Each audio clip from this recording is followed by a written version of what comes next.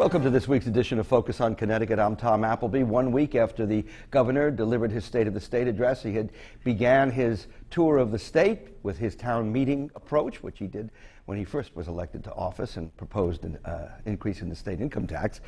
This week he started off in Stamford, and he told the audience he is an imperfect governor. We have two guests with us. We'll see what their opinion is on that. Let me introduce them to you. They are State Representative Jonathan Steinberg, Democrat, 136th District. That's Westport. He is the majority whip at large. And State Representative Arthur O'Neill, Republican, 69th District, which includes Bridgewater, Roxbury, Southbury, and Washington. And he's the Deputy Republican leader. Thank you both for coming, and welcome to Focus on Connecticut. First time for you. When I began last week's discussion with two senators from our area, I mentioned what the governor is proposing, saying that we can no longer rely on projections. We really have to be realistic about what monies are coming in before we formulate our budget. And I quoted you, as a matter of fact, as saying, after hearing the speech, I almost expected him to turn to his left and say, "My fellow Republicans." Well, the speech sounded very much like the kind of speech that I could have delivered from that podium, or almost any Republican, talking about living within our means and recognizing that we have a new economic reality, that we have to control spending first and foremost. And those are the things that we've been talking about, to make some structural changes, to go back into negotiations with the unions about the wages and benefits. The package of pensions and health care benefits and so forth are extremely expensive for the state and one of the big drivers of the costs. But also recognizing that since GE left, if anybody was still in doubt, we are facing a very different economic situation in the state of Connecticut. The governor was talking, I believe, during his presentation about us having this issue with GE leaving, and he mentioned, or someone did, that in exchange for GE, we got a professor from Harvard who gave up his tenure at Harvard and came to work for, I think, Jackson Labs. We can't have that kind of a trade balance going forward. We can't lose 800 high-paying jobs and get one professor from Harvard every year as a way to build our economy. So it sounded great in terms of the things that the governor was talking about, and in discussions that we were having, talking about trying to change the way we do budgeting, that we focus on getting it done earlier rather than waiting until the last possible minute and twisting arms to get the last couple of votes and coming up with improvised tax plans, such as the big increase in the tax on computer data processing services that was put through that became such a big matter of contention. Those things can't be done. We need to have public hearings on our tax bills. We need to have public discussions so that people can tell us what the impact is going to be, and we can change our policies in response to what they tell us is going to be harmful or helpful to them. If we're going to raise an extra $50 million in taxes, pick a tax that doesn't trigger people like GE from leaving the state of Connecticut. Well, if it sounded great to the Republicans, how did it sound to the Democrats? Well, Tom, I know you brought us here to have a spirited debate from the two different parties, but I may disappoint you a little bit. When the Republicans got up to applaud the governor, I was one of the few Democrats who did as well. This was music to my ears. It was part of conversations I've had with the governor and others in his office for the past couple of years. So I was very pleased to hear him say what needed to be said. And you may fault the governor, he may claim he's imperfect, but he should always be lauded for being bold and for taking action. We don't always agree with it. So if you were one of the few standing, what's the prognosis for his proposals, given that the Democrats control both houses? You mentioned I'm majority whip at large, but I think that's a reflection that the majority leader in the House wants to really have an inclusive big tent, because I lead a group within the Democratic caucus of the House, the Moderates caucus, which offers a viewpoint in terms of fiscal accountability, which has a lot in common with what the Republicans have been saying. In fact, I've been talking to Republicans as well. We have a more diverse viewpoint in the caucus than people may be aware. And I think that part of the dialogue we need to have really on both sides of the aisle is it's important for us to find a sustainable budget so that the programs we value, the things that make Connecticut a quality of life state with a decent social safety net, are preserved. This death of 1,000 cuts, where we have rescissions and cuts and deficits year after year, is incredibly dangerous for all of these programs that we value, that benefit people, that take care of our most vulnerable. If we don't find a way to find efficiencies, which is not something you do once a year when you're in deficit, we are endangering these programs. Even the inner city legislators who are representing a lot of poor, disadvantaged people need to understand that it's in their best interest for us to find a long-term solution, which means addressing the pension benefits, which are looming at an extra $1 billion of deficit in 2018, but also creating a different way of running government so that it's not a matter of last-minute reactive changes, but a 365, 24/7 approach to working with the commissioners and the department heads to find ways to deliver services in a quality way, but much less expensively. I'm going to take a break, but we come back. Let's talk about that, because the governor has a different way of approaching the cuts and working with those commissioners this time around. See if you agree with it. We'll do it right after this. Stay with us.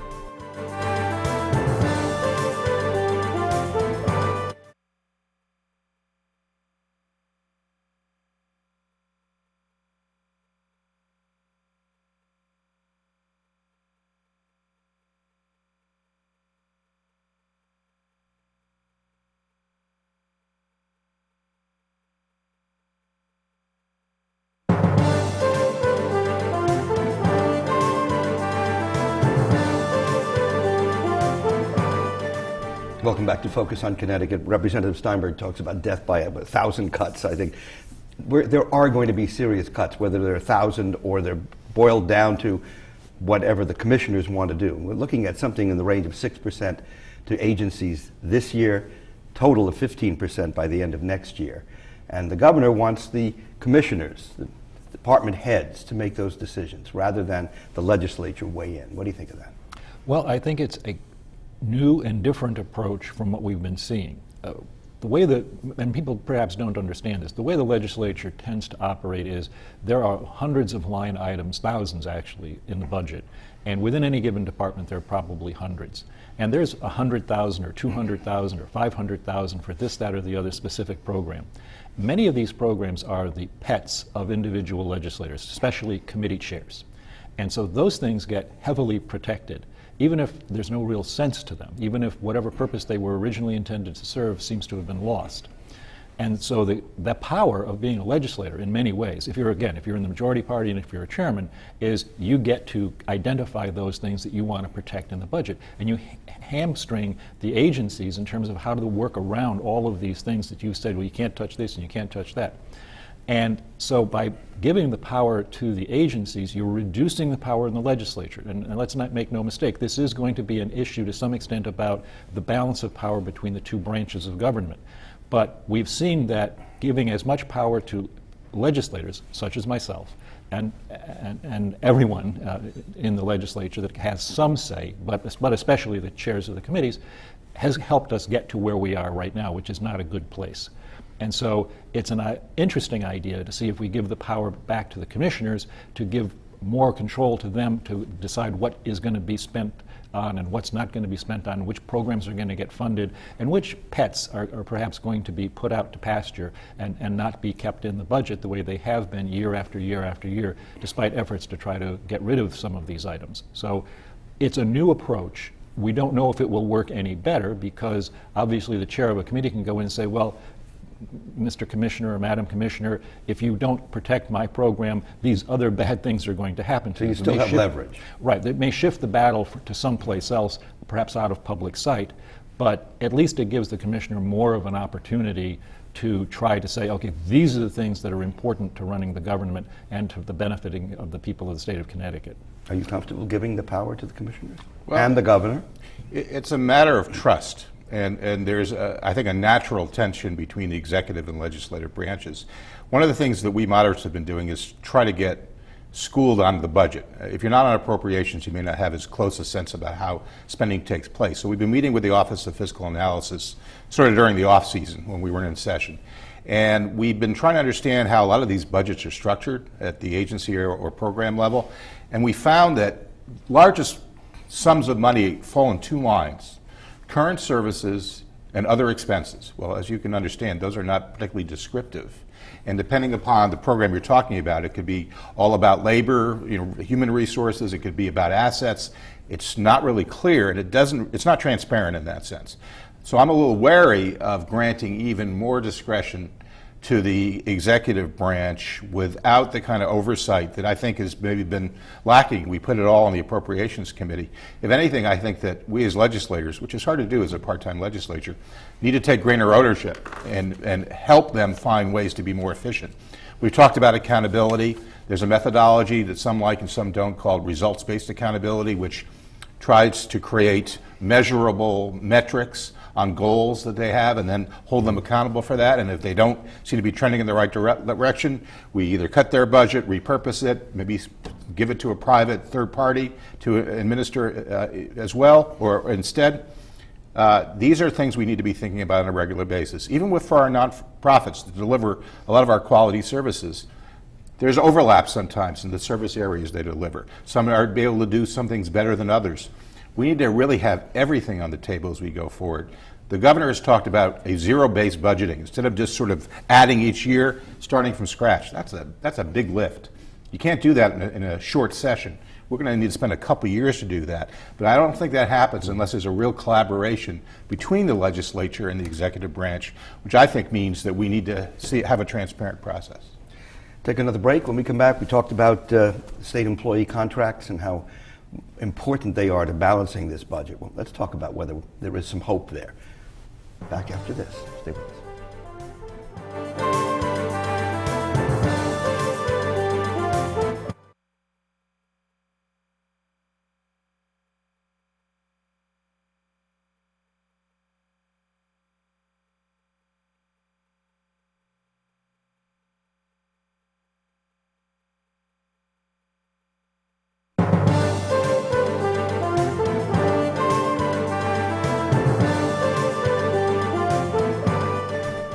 Welcome back to Focus on Connecticut. I'm Tom Appleby. We're talking with two members of the State House of Representatives. Let me reintroduce them to you. Arthur O'Neill is a Republican from the 69th District. Jonathan Steinberg, a Democrat from the 136th District. The governor is engaged right now in negotiating with the majority of the state employee unions. Is there any prospect of going back in any way? They claim they've given as much as they can. Why are you trying to balance the budget on our backs? Well, I think the answer is the state's ability to meet its obligations. And I think that it was basically a bad decision made by a previous governor and a previous legislature that enabled the expenses related to benefits to be kicked down the road. Not a responsible decision in that sense, which has created a problem for us. A lot of those people are gone, but now we have to deal with that. To be frank, the unions negotiated in good faith. They have an agreement which, in a sense, can't really be reopened until 2022. But we have a looming crisis, over $1 billion of additional pension benefits that are going to hit the bottom line in 2018. Therefore, we really need to have that conversation. Now, the governor's only leverage, given that they technically don't have to talk about it for a number of years, is that he's in negotiation with virtually all of these union bargaining units for state workers on the salary side of the fence. Now, it's a little different process, but in theory, he has leverage to say, look, 0% increases over the next several years unless you're willing to reopen some of these conversations. And it's hard for them to say that they can't do that without endangering the wherewithal of their existing state employees. It's a little bit of a battle between those that are currently employed by the state and those who've already retired, who have a lot of these really Cadillac plan, I'd almost call them Maserati plan benefits. Mm-hmm. Well, we do have to go back and talk to the employees, and there is that option of negotiation. One of the problems that will happen is that if we don't come to agreements, if let's say the governor draws a line in the sand and says 0% increase or perhaps even a 2% decrease in salaries and that sort of thing for current employees, is that we have a process called binding arbitration. And all of the contracts would then go into binding arbitration. And the way that is set up, it basically, in my opinion at least, is tilted pretty heavily in favor of the employees. And that the arbitrators are given a list of criteria to evaluate, and when they get finished with that, they almost always come back with giving the employees a wage increase, and usually pretty much what the union started out asking for. We would have to change to really make a difference here, binding arbitration as a factor. In other words, there's no requirement constitutionally or federally. We're not bound by the National Labor Relations Act because public employees are not covered by it. So we could change binding arbitration tomorrow or the next time we sit down as a legislature and either suspend it or repeal it or change it in some way that makes it a little more even-handed and make it easier for the governor to do those negotiations. Because if you're an employee union leader, you basically say, fine, we'll just go to arbitration. And usually in arbitration, the unions win. So that's another part of this whole process that we haven't talked about either in the legislature much or publicly at all, to change the rules, because the rules of how we get to where we are negotiating these contracts are heavily, heavily tilted in favor of the employees. But if the legislature, meaning the Democrats for the most part, were to do that, isn't that political suicide for the Democrats? Well, certainly we do not really relish the idea of having this conversation in an election year. But I think it's part of our responsibility. There's a lot of talk about the legislature's opportunity to vote up and down on contracts, which will send it back to arbitration. I'm a little bit less concerned about arbitration because one of the factors the arbitrator has to consider is the state's ability to pay. And we're in a different circumstance now than we were years ago when maybe the last time we encountered arbitration. I don't think we necessarily have a choice because otherwise the field is a little tilted and we never get beyond this point. We have to find a way to change it up. And I think having this kind of conversation about contemplating something that may actually trigger arbitration is something we'd probably have to face at this point. Yeah, if we just voted on the contracts, because we never vote on the contracts. They go to the Appropriations Committee and we vote on them there, but they never get called for a vote on the floor of the House, so that people have to take a position as to whether they're in favor of a 2, 5, 3, 5, 4% increase in salaries for the employees and all the other things that go with the contracts. That never gets voted on. So it's possible for people to kind of dodge the issue, especially when they go back home and they're talking to their constituents about why does government cost so much. If we had to vote on these contracts, then I think people would have to take a position. And I'll be honest, there are a few Republicans who probably find it much easier to rail against higher spending and then say vote for the contracts either in the Appropriations Committee or just sort of breathe a sigh of relief when they don't get called for a vote. But everybody in the legislature needs to take responsibility for what's going on and stop kicking the can down the road. So we have the ability to vote on these contracts. They could be called for a vote. And we're going to have contracts that are going to be coming up this session. And we should vote on them so that people understand what's going on. And if we reject a few, that may start sending a message to the arbitrators, to the unions, and hopefully to everyone else looking on that there is a new direction in Connecticut. You're sending me a message to take one more break. When we come back, let's talk about some of the pain that we're already hearing from social service agencies and the like. One more break. Stay with us.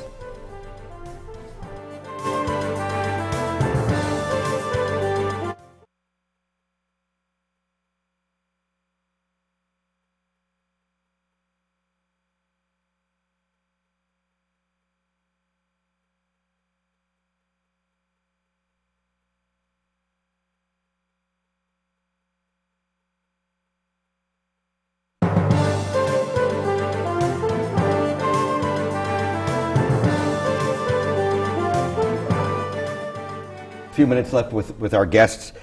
The proposal the governor has put forth is to cut $55 million from the Department of Social Services, $71 million from addiction, mental health, and so on.